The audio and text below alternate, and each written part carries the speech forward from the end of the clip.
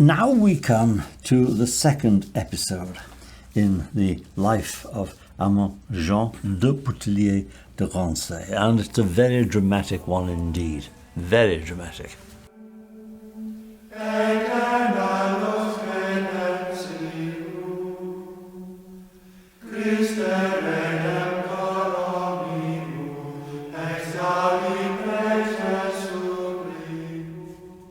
He is, as I mentioned, making his way in society. He's about 30 years old. He just attended the Assembly of the Clergy of France, and by this time he has fallen in love. With whom has he fallen in love? A woman called Marie d'Avaugour, the Duchess de Montbazon. Montbazon, known as Madame de Montbazon. She was married, and she was a remarkable woman. We know from contemporary records, she was a statuesque woman. She was very tall. That's important. Don't forget that, for reasons which will become clear in a moment. She was very tall. She had what we might call a Rubenesque figure. We know that. We have some lascivious lines describing her physical attractions. And she was totally and completely immoral. And she was about 14 years older than Rancé, married and to the Duke de Montbazon, and had children by him. The Duke was much older than she. He was, in fact, in his 60s when they married. And she, as I said, she bore him a son and, in fact, 2 daughters. But she was not, let me put it, she was not miserly with her favours. There's no doubt that we have pictures of her, and the pictures I don't know what, it's hard to say. We do have pictures, contemporary engravings of Marie de Montbazon. She doesn't look particularly attractive, but she undoubtedly had that indefinable that something that made her irresistibly attractive to men. And sometimes it's impossible to say what that is. It doesn't necessarily mean that the woman is extraordinarily beautiful. And sometimes women who have been described by others as being plain have that something which just makes them so utterly attractive. It's like charisma, it doesn't have anything to do with sort of bodily shape or form or anything. And she had this undoubted charisma, there's no doubt about it, and I may say she enjoyed it. And Cardinal de Retz, who was, as you remember, the person who ordained Rancé to the diaconate, the cardinal, who was not unacquainted with the more dramatic sides of human nature, said, and I quote him, "She loved only her own pleasures, and above and beyond her pleasure, her own interests. I have never seen anyone who preserved in vice so little respect for virtue." And another very high-ranking nobleman said that, yes, we know about the Duchess de Montbazon. She has the most welcoming bed in France. Rancé loved her. There's no doubt whatsoever about that. When they met, we don't know. And remember, she's 14 years older than he is, but he just absolutely adored her. Just absolutely adored her. And the efforts of a number of well-meaning admirers of Rancé, particularly Cistercian admirers of Rancé, they do actually exist, even though you can count them on the fingers of one hand, to show that their relationship was very beautiful and platonic is absolute nonsense. We know that Rancé built a small pavilion in the grounds at his chateau at Verretz for himself and Madame de Montbazon, and I do not believe that they went there to discuss religion or anything else except the pleasures of the bed. No question about it. She was his mistress, and he loved her. And that is something which is of major importance. Major importance. He adored her. And apparently she was extremely fond of him. Whether she shared her favours at that time with others, we're not certain. Given Madame de Montbazon, she probably did. But there we are. That's the situation. But in 1657, the Duchess, Madame de Montbazon, contracted something which the contemporary records call la rougeole, and we're not quite sure. It could have been two things. It might have been, because at this time the word itself was a little bit ambiguous, it might have been measles, or it might have been scarlet fever. You can't quite tell the difference. But the thing to remember is that at this time, both measles and scarlet fever were far, far more dangerous than they are nowadays. And very often people would die of them. We were before the days of measles injections and inoculation and all the rest of it. And this is a dangerous matter. And she died in just after a few days. And her death was totally unexpected, and Rancé at the time was at the Chateau de Verrès, which, as you know, he loved. He was down there, 140 miles from Paris. Now remember, this is the days, if you can actually conceive it, before email. So Rancé did not get the email, the Duchess is dead. It would take time to go 140 miles on some roads, which are not very good, to reach him in Verrès. And he had planned to visit his mistress in Paris before the news of her death came to him. He did this. He didn't know she was dead. And he made his way to Paris to meet her. And one of the commonest stories in circulation at the time, and I'll speak about this in more detail in a moment, one of the commonest stories in circulation at the time was that Rancé arrived in Paris, still not knowing of his beloved lady's death, made his way to her townhouse. We know exactly where that was. We know where it is. There's the remnants of it. You can still see where it was in Paris. Excuse me. Made his way to the Duchess's chamber, expecting, of course, to be welcomed by the Duchess. And this is according to the rumours circulating at the time. When he went into her bedchamber, what he saw was her dead body. And not only her dead body, but the head had been separated from the body, had originally been covered by a cloth, but had rolled out from underneath the cloth. So that what Rancé was confronted by was not the living body of his adored lady, but the headless body with the bloody head of a very dead corpse. The impact of this hideous sight on him was immense. But let us go back to the rumour. Was all this true? Where did this rumour come from? Why was the head detached? The rumour said, do you remember I said to you before that Madame de Montbazon was very tall? She was very tall and statuesque. And the rumour was that her death had been unexpected. The coffin had been made very quickly. The coffin had been made too short, and the undertakers had sliced off her head to make it fit the coffin. Is this the case? It is not. And we know where it came from. Let me now introduce you to a writer by the name of Daniel Larocque, or Daniel de Larocque. He was a Protestant. He was the son, in fact, of a Protestant pastor. And as he grew into his 20s and 30s, he was a learned man, not quite as learned as his father, but he was a learned man, and he had a real gift for satire. He was very good at it. Got him into deep trouble because he wrote some satirical materials on the financial situation of the French state, which landed him in prison for a number of years.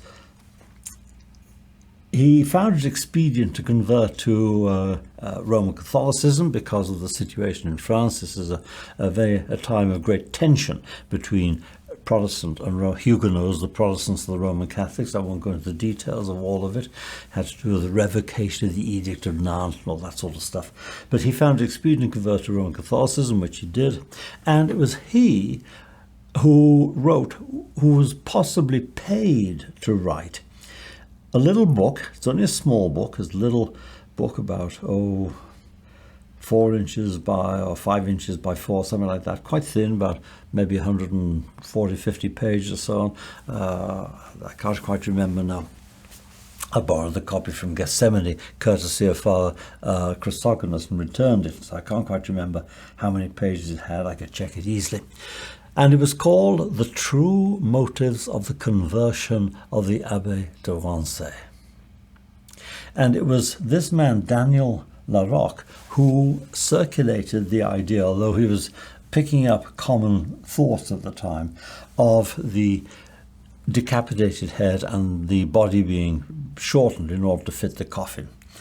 This certainly did not happen. But what is really interesting is that there may be something in it. There may be something in it. I'll tell you why.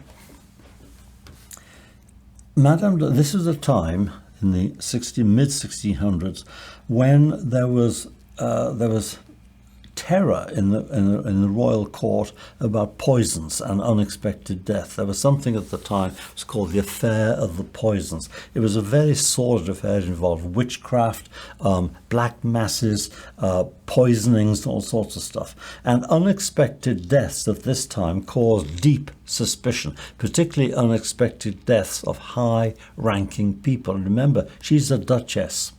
So it's almost certain that in the circumstances there would have been an autopsy. At this time, autopsies could be, and very often were, carried out actually in the private dwellings of the people who had died. Didn't take them to hospital. And we know, there's no question about this, that a standard procedure as part of the autopsy was the removal of the head for medical examination. So it is in fact possible that what Rancé did was go into the house and stumble upon the body of his beloved lady who had been subject to an autopsy in her own house, which was not uncommon, and that the head had been removed, which was a standard part of autopsies at that time. It's possible. It's possible. But the story of the too short coffin and whatnot, that was absolutely just a rumour. There's no question about that. In fact, as we know from Edgar Allan Poe and from H.P. Lovecraft, if they wanted to shorten the body, they would have taken the feet off, not the head.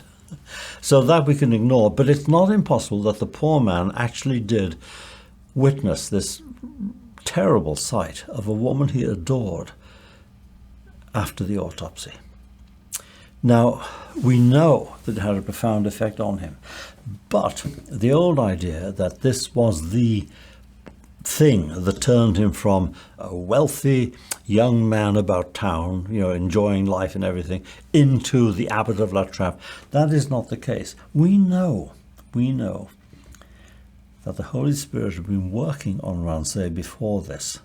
He actually had been talking to certain friends, certain bishops, certain religious, male and female. He had a good relationship with women religious, and been, let us say, making inquiries. We would now call it seeing whether he could discern, that's the word we use nowadays, where he should go and what he should do.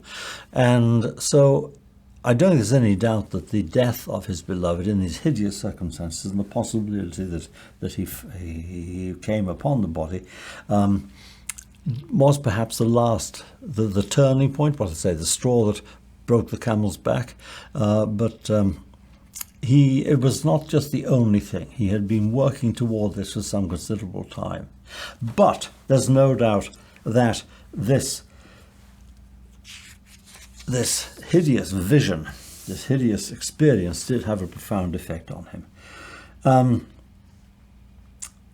So much so that, having made further inquiries of friends in high positions, high ecclesiastics, he decided to retire from the world. He got rid of the benefices, the abbeys he'd inherited from his brother. He got rid of them all except for La Trappe. Meanwhile, he had actually visited these benefices that he had. He made actually 2 tours of them, visiting them all in turn, seeing what they were like, and he was wondering, quite, he wasn't sure yet. He was sure that God was calling him, but he wasn't quite sure to what God was calling him, whether he was calling him to be a monastic life, whether he was calling him to be some sort of some sort of religious, but he wasn't quite sure which, whether it should be maybe Cistercian, but it could have been anything. It could have been any of them, because these various dependencies, one was La Trappe was Cistercian, others were Benedictine, and one, if I remember rightly, I think was Augustinian. I wouldn't swear to that, I'd have to check, but they were of varying orders. So he wasn't sure where to go. So he visited them all, one by one, and also he sold Veretz. He actually sold his totally beloved Veretz, possibly also because of its close association with the woman whom he had loved so deeply. And he decided, after making the tours of the abbeys, after consulting with these various religious hierarchy, male and female, he decided to enter La Trappe. He had visited the abbey, and we don't quite know why he decided on La Trappe. La Trappe was not in good condition. We know, we have descriptions of it at the time. It was dilapidated. The monks, there were only about half a dozen there, living as Professor Alban Crailsheimer, on whom be peace, described as living in undisciplined squalor. There's no doubt about it. It was. There were only 6 of them there. And anyway, for reasons which we're not quite sure about, he decided to enter La Trappe not as commendatory abbot, but as regular abbot, living in the monastery. And so, between September 1662 and January 1663, for those months, he actually went to La Trappe to oversee some necessary rebuilding, because we have description of the library with holes in the, or what was the library, with holes in the roof and birds and bats living there. It was in a terrible condition. And he went not to build a wonderful, fabulous, glorious abbot's lodging, which some of the commendatory abbots would do, where they would live perhaps in luxury for a month or a few weeks a year, but simply to get the abbey inhabitable, to put some roofs on the buildings, to restore this wall and that wall, to build up a door here where the door had fallen in, and so on. The place was just a wreck. And so he had to spend some months making it livable, and also to introduce himself to the monks who were there, who were not in the least pleased to see him. They were quite happy in their undisciplined squalor, and they did not wish to be reformed, like very much indeed, and particularly from this fellow whom they knew from the world had been, this good-looking, wealthy aristocrat. They didn't know what was going to happen when they came in. And as you know, change is that terrible word which most people do not like to hear. I always remember a Welsh councillor friend of mine living in South Wales many years ago, now long deceased, who said to me on one occasion, he said to me, David, he said, I love change so long as everything stays the same. And the monks of La Trappe were living under no rule and very little roof, and they did not want particularly, they didn't want change. But those few months between September 62 and January 1663 seem to have provided Rancé with the final confirmation that he needed, the final confirmation he wanted, that God was leading him to the Cistercian path. Let me tell you something about Rancé. He was a man who always needed confirmation that what he was doing was right. For all his aristocratic, there was a side to Rancé when he always needed support. He always needed support in what he was going to do. Sometimes this would lead him into unfortunate circumstances. And he needed to be absolutely certain in himself that the path he was taking was the path which God had appointed for him. Anyway, he did do this, and he became convinced that the path that God was to which God was leading him was the path of the Cistercian path. And as we'll see in a moment, it was not just the Cistercian path, it was the Cistercian path of what came to be known as the strict observance. And we need to say something about that in just a moment. So let us go for the moment to the 13th of June in 1663. June the 13th, 1663. That was when Armand de Rancé took his vows as a Cistercian novice at the Abbey of Persaigne, which is just a few miles from La Trappe. It's not far from La Trappe. Persaigne. Now, Persaigne was in fact an abbey at this time which was pretty strict. It had a good abbot, and it was trying to follow the rule of St. Benedict strictly. In other words, Rancé was not the one who invented the strict observance of the rule of St. Benedict. How strict that observance was something which I will tell you about later. If I can ever tempt you to linger further into these brief, I will use the term conferences echoing Armand de Rancé. Tell you about that later. But Persaigne was in fact following what really was effectively the strict observance before the strict observance came into being. And the novitiate was hard. It was grueling. At that time, a novitiate was just a year. It was just a year's novitiate. That was all it was. But it was, you might say, a concentrated novitiate. And Rancé had real trouble with it. It racked him physically. He became really quite seriously ill. It racked him mentally. It racked him psychically. It racked him spiritually. It was for him a soul-tearing time, a dramatic novitiate. But he got through it. He was not well at the end of it at all. And a year later, the time, July the 14th, 1664, July the 14th, 1664, he entered La Trappe as its regular abbot. Of the 6 monks who were there, 5 left to go to other abbeys. Only one remained under Rancé's governorship at La Trappe. And he would in fact govern the house for just over 30 years, from July 1664 to May 1695, when he was forced to resign from the abbacy because of ill health, as we'll see shortly.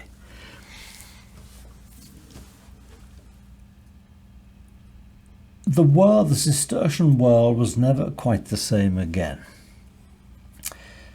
When Rancé had been at Persaigne, he had come across a book written by another Cistercian, actually commendatory abbot, but one of the commendatory abbots who was a good abbot, a deeply devout man who had also tried to bring to his own monastery, we don't need to worry about the details of where and where, another monastery in Normandy, Foucault, the ideals of the Cistercian tradition. His name was Julien Paris in French, but we can call him Julien Paris, commendatory abbot, and he wrote a book, in French of course, called On the First Spirit of the Order of Cîteaux, Le Premier Esprit, on the First Spirit of the Order of Cîteaux. Now, what does he say in this book? This book had a huge impact on Armand de Rancé. What then does Julien Paris have to say in this book? What did Rancé take from it, and how was this book, in a certain sense, one of the main documents? It's a big, thick book. The main documents for the Cistercian reform of the strict observance. I will tell you in the next conference.